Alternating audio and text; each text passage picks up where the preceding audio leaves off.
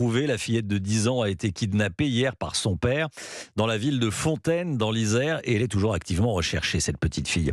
Les éléments recueillis grâce à l'alerte sont en cours d'exploitation. D'après le procureur, il est vraisemblable que la fillette, son père et un complice soient désormais à l'étranger. Le père d'Eya possède la double nationalité, suédoise et tunisienne. Jean-Luc Boujon, en direct avec nous. Bonjour Jean-Luc. Bonjour. Vous vous trouvez à Fontaine, dans l'Isère, là où la petite fille a été enlevée. Dans la ville, c'est la sidération qui domine, la tristesse aussi. Oui, absolument. Dans cette ville qui est tout à côté de Grenoble, on est sous le choc après cet enlèvement brutal qui a eu lieu en pleine rue hier matin, à 2 pas du centre social et de l'immeuble où habitaient la fillette et sa mère. Écoutez l'inquiétude d'Asia, une amie de CM2 de la petite Eya. Je suis un petit peu choquée, elle était bien avec sa mère et tout. T'es inquiète ? Oui, quand même, c'est notre copine, elle a 10 ans, elle est un petit peu encore petite. Aussi, elle se fait maltraiter, c'est pour ça. On sait jamais ce qu'il fait son père, peut-être il la menace, il la maltraite.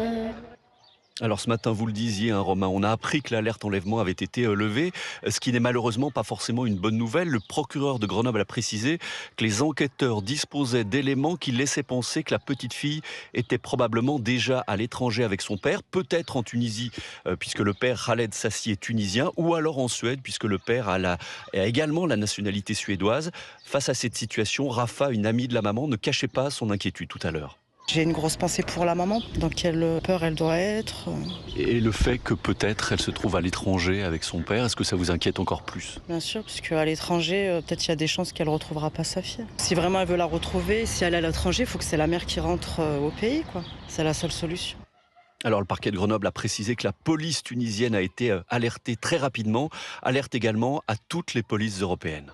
Merci beaucoup Jean-Luc Boujon, en direct de Fontaine, dans l'Isère, donc tout près de Grenoble.